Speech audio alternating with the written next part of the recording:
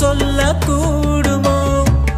உம்மை போல என்னை மேய்க்க நல்ல மேய்ப்பன் யாரும் இல்லை. உம்மை நானும் வாழ்த்தி பாடவே,